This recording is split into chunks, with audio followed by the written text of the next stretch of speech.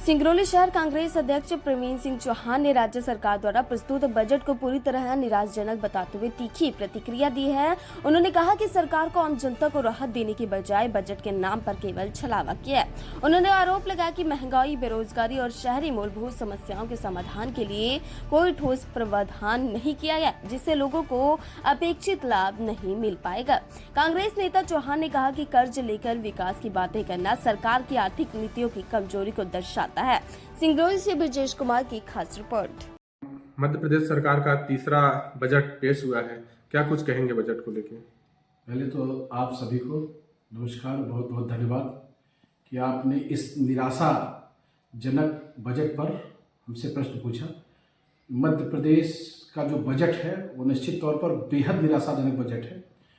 जैसा कि मध्य प्रदेश की भाजपा की सरकार ने कहा कि अब तक का सबसे बड़ा बजट, तो मैं आपको बताना चाहता हूं कि अभी कुछ ही दिन पूर्व इन लोगों ने सबसे बड़ा कर्ज भी लिया है। तो कर्ज लेकर के घी पीना ये मध्य प्रदेश सरकार की नीति बन गई है। निश्चित तौर पर यदि ये कर्ज लिए हैं तो विकास, कर्ज लेकर के विकास कैसे होगा? और औसतन हर व्यक्ति के ऊपर 70,000 रुपए का कर्ज इस हिसाब से चढ़ रहा है। जिस तरीके से कर्ज लेकर के भारतीय जनता पार्टी की सरकार काम कर रही है, और कर्ज लिए तो चुकाना भी पड़ेगा। हर सरकार की नैतिक जिम्मेदारी होती है स्वास्थ्य, शिक्षा और अपने नागरिकों की सुरक्षा। तो मध्य प्रदेश की स्थिति ये है कि इस जो स्कूल है, जो सरकारी स्कूल है, वहाँ शिक्षक नहीं है, और शिक्षक हैं भी तो वो अशिक्षित, बहुत पढ़े लिखे शिक्षक नहीं है। बेहद शिक्षा की व्यवस्था जो है वो बेहद बद से बदतर है।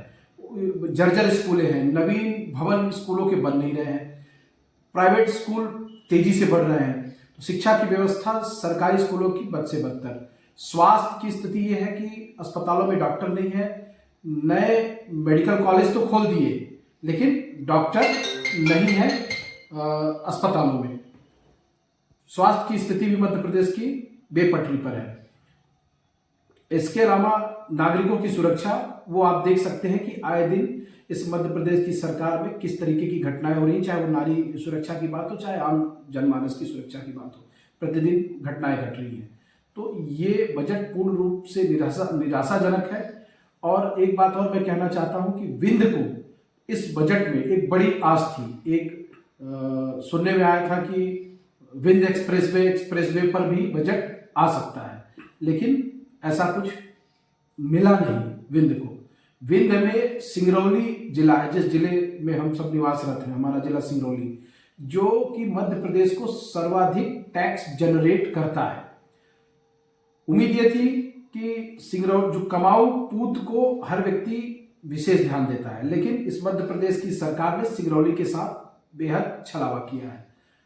इंदौर में इलेक्ट्रिक बसें चल रही हैं, भोपाल से लेकर के इंदौर तक मेट्रो चलाने की तैयारी है। सिंगरौली जिला जो सबसे अधिक राजस्व जनरेट करता है, इस जिले की स्थिति ये है कि सड़क की सुविधा नहीं है। न तो कोई बाईपास है, न तो कोई नेशनल हाईवे है। नेशनल हाईवे की स्थिति बद से बदतर है। इस बजट में सिंगरौली को कुछ भी नहीं मिला। उम्मीद ये थी कि 2 विधायक हैं और 1 मंत्री हैं, और मंत्री एसटी वर्ग से आती हैं, आदिवासी समाज से आती हैं।